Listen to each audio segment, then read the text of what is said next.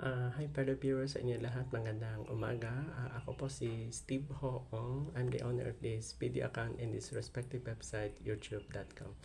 By the way, this video is for all civil engineers and architects who are practicing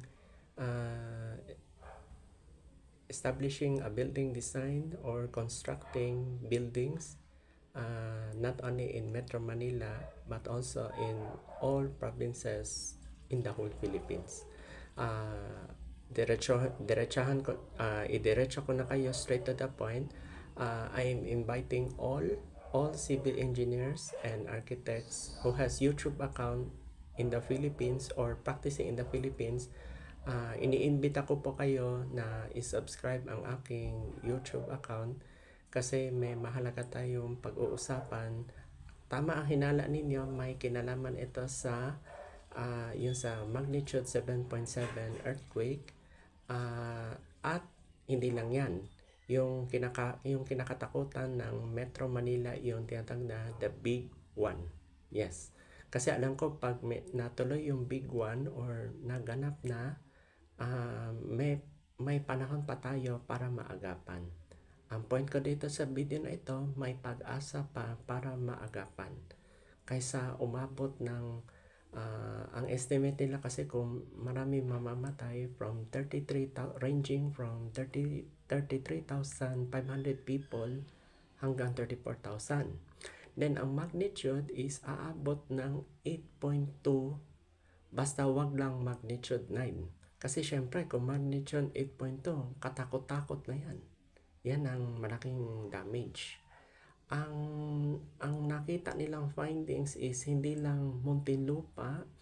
Yes, tama ang hinala ninyo, West Valley Fault. Yan po ang kuan. Tapos yung Building Code of the Philippines, kailangan pag-aralan daw yan every second, every day. Kaya malaking issue po ito, at saka habang maaga pa may pag-asa pa para ma-correct yung mali, yung pag-construct ng building. Kasi usually sa Metro Manila, pag tatayo ng bahay, mason or carpenter, yung bang masonry ba or carpentero. Kasi syempre pag tinayo na, tapos na yun. Kasi kung civil engineer at saka architect, kayo mismo ang nakakaalam sa pagtayo ng gusali. Of course, ang tatanay niya sa sarili niyo, standard ba yung building? Standard ba yung ginagamit ng materials? Tama ba o mali? Natanda niyo yung may natumba yung crane tower yung sa Davao City? O, yun.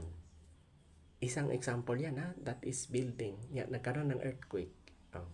Yung saan ba yun? Yung sa North ba yata o South Cotabato, yung bigla nag-collapse yung hotel.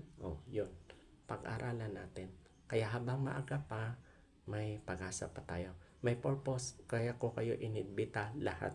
All architects, all civil engineers who are practicing in the Philippines. Kasi, halimbawa earthquake, may mapapag-aralan natin kung saan na nagkamali. Pati yung, natanda nyo yung earthquake, yung sa Turkey, 2023. Yun. So, yun lang po. Simpleng video lang pero may purpose. Hindi ako mag-i-invite ng YouTube account kung wala purpose. Thank you so much for listening in this video. Good morning.